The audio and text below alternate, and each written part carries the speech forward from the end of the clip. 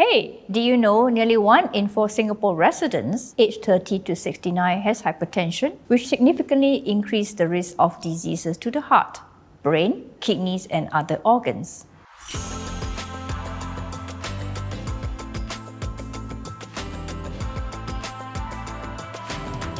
Hello, my name is Dr. Leow and I'm a Singlife lifesaver, here to help you find a better way to manage your health. In each episode, I answer questions from Singaporeans about health, and today we'll be talking about hypertension. Hypertension or high blood pressure is a condition which the blood vessels have persistently raised pressure. Most people with hypertension are unaware of the problem as there may be no warning signs or symptoms. An estimated 1.4 billion people worldwide suffer from hypertension and only 14% have it under control. I've searched the internet for your question about hypertension, so stay tuned to find out the answer. Click like and subscribe below for more.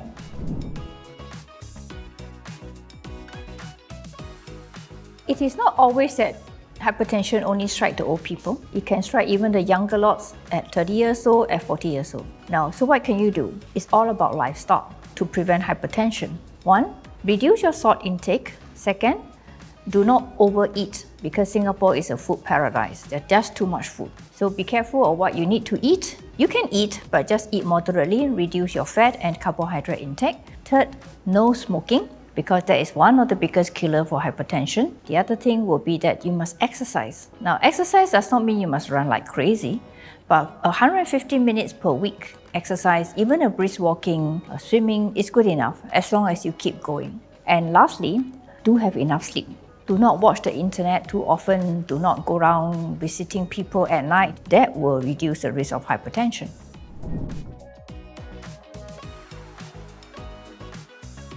Yes, when you have that family history, it does predispose you to hypertension. However, as I had mentioned earlier, some of the things that you do and you follow those things, that will reduce your risk of getting hypertension. And lastly, do manage your stress, which is a very important risk factor.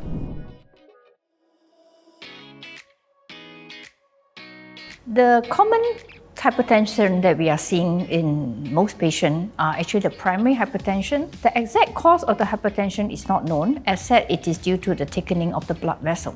However, the not so common one called the secondary hypertension is whereby a person has hypertension, high blood pressure due to underlying cause. For example, coarctation of the aorta. 2nd, a patient who has kidney disorder. 3rd is patient who has sleep apnea. The other group of people who has secondary hypertension is due to the treatment. Like for example, a person who has rheumatoid arthritis, they are on chronic long-term steroid, and that also predisposes a person to hypertension. Some patients who are pregnant in the 3rd trimester means that the last 3 months of their pregnancy, they actually have hypertension.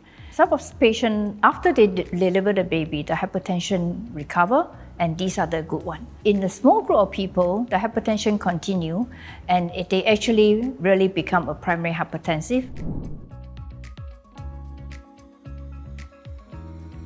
Myocardial ischemia is whereby your heart muscle is not functioning well because due to the blockage, and the blockage is often seen in the hypertensive. So when you have a blockage in the blood vessels, your muscle cannot function very well. In severe cases, it ends up as a heart attack.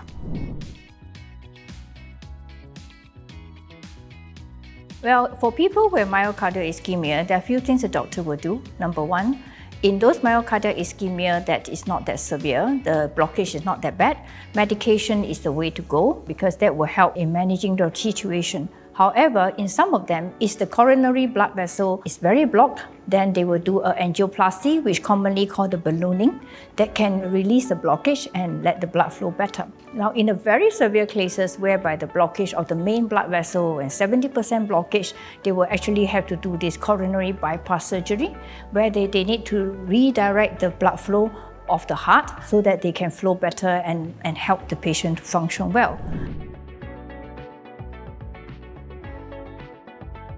Well, unfortunately, hypertension do occur in the older male, so that is one factor. The other thing is the antihypertensive drug like the beta blocker, angiotensin tablets, do causes the blood pressure to go down. At the same time, it also reduces the blood flow to other parts of the body. So that's why you have that problem of erectile dysfunction.